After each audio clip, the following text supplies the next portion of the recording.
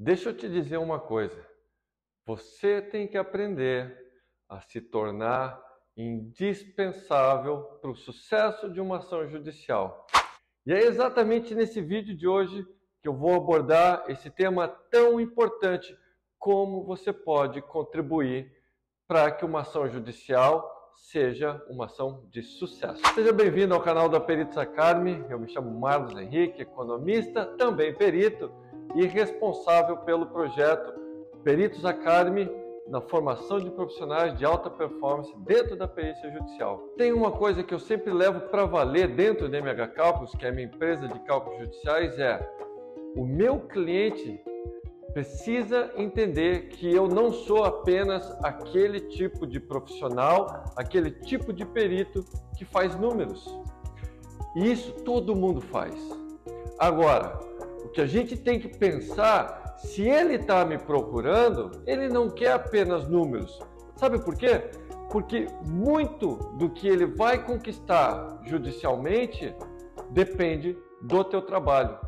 Mas não é só trabalho de números, é trabalho de estratégia, é trabalho de caminhos, de qual critério de cálculo seguir, qual atualização monetária a gente utiliza nesse cálculo, juros.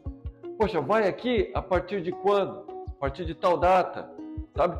Então, quando o cliente vem aqui para a MH, e esse, de novo, é uma preocupação que eu tenho muito forte. Quando o cliente vem aqui para a MH, eu sempre penso, eu preciso entregar para ele muito mais do que segurança. Eu preciso entregar para ele segurança e o sucesso da ação dele.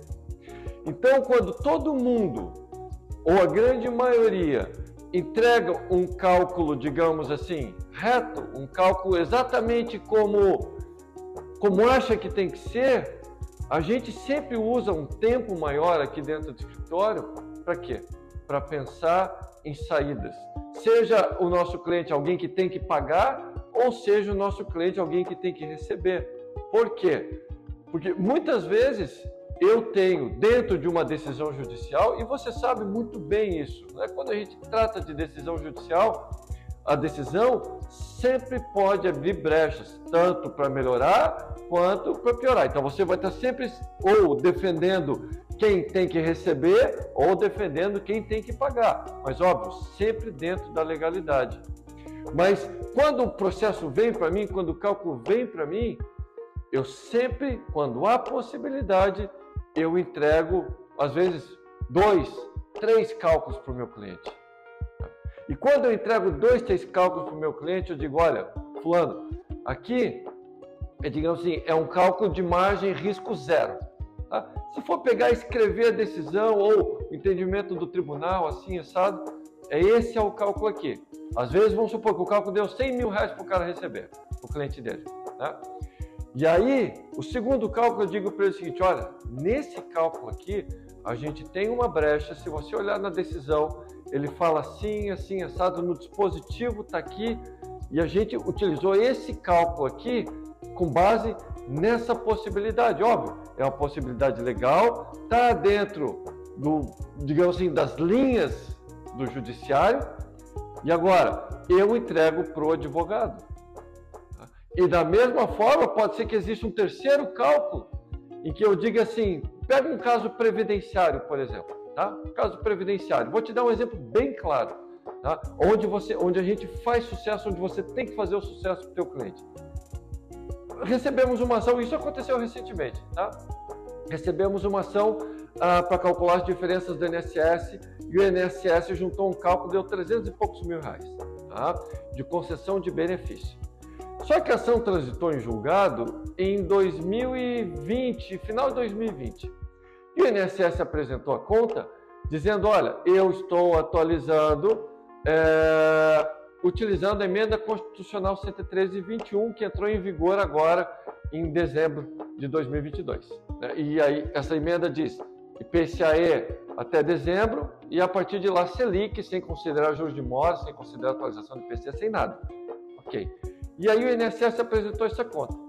O Marlos, reto, vai analisar, ver se foi feita a evolução direitinho dos salários, ver se está o que as atualizações, os valores da renda mensal inicial e viu que, pô, a princípio está tudo ok, mas a gente escora nessa questão da emenda constitucional.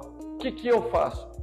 Primeiro, eu digo para o advogado, olha, esse cálculo aqui que eu estou te mandando, esse primeiro, é o cálculo que diz que se eu usar a emenda constitucional, como está em vigor hoje, o cálculo do INSS está certo. Beleza? Tá? Agora, existem decisões e existem julgados, né, e advogados também que falam o seguinte, Marlos, eu vou defender o meu cálculo que eu não quero a aplicação dessa emenda constitucional. Por quê? Porque o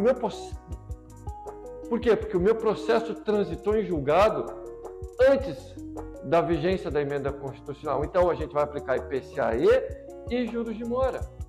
E aí eu falei para ele isso aqui. E aí quando eu dou uma outra brecha, uma outra opção, o cliente fala, meu Deus, às vezes a gente tem que mostrar o caminho para o cliente. Tá? E aí eu mostrei, falei, olha, então tá aqui o segundo cálculo. Ele, pô, eu não esperava por isso, ele me falou, eu não esperava por isso. Eu falei, não, mas tudo bem, é para que você tome a decisão sabendo que existem ambas as possibilidades. E ainda mandei até alguns julgados dessa questão de não usar a emenda constitucional antes da vigência dela, né, como eu comentei anteriormente. E o advogado ficou super satisfeito. Passaram-se alguns dias, ele mandou alguns outros cálculos para a gente. Era o primeiro cálculo que ele tinha feito conosco. Entende? Então, assim, não é surpreender o cliente. Eu não estou falando de surpreender o cliente.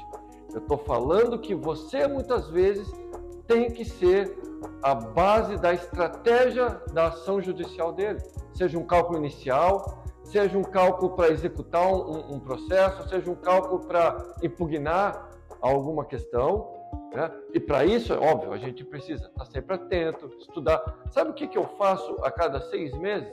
Eu tiro um tempo do escritório e fico só estudando novidades sobre os principais tipos de cálculo que a gente faz aqui no escritório. Ver o que fala de atualização, ver o que fala desse critério, disso, isso, para quê? Para que a gente possa sempre entregar o melhor trabalho. Então, a gente tem que ser indispensável para o sucesso. O advogado, ele não pode te olhar achando assim, eu vou chamar o Marlos só para ele fazer um cálculo. Não,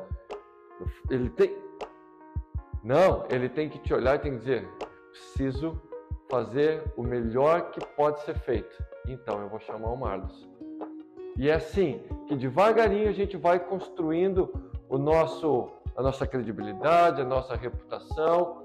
E aí esse cliente satisfeito já indica para outro cliente. E aí vai, né? Esse boca a boca, essa indicação de boca a boca, pode ter certeza que foi um dos grandes alicerces para que a MH chegasse hoje fazendo mais de 30 mil cálculos por ano. Né? Então, vamos ser indispensáveis e que a gente seja realmente a saída para que o teu cliente, para que realmente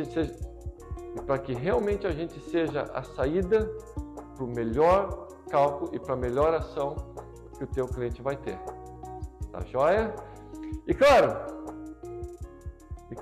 se gostou do vídeo, curte E claro, se você gostou do vídeo, curte, segue o canal, me diz aqui como é que você faz para conquistar e para fazer com que você seja indispensável para o teu cliente. Eu vou adorar ver os comentários e saber tudo o que vocês andam fazendo por aí. Tá joia? Um abraço, até mais.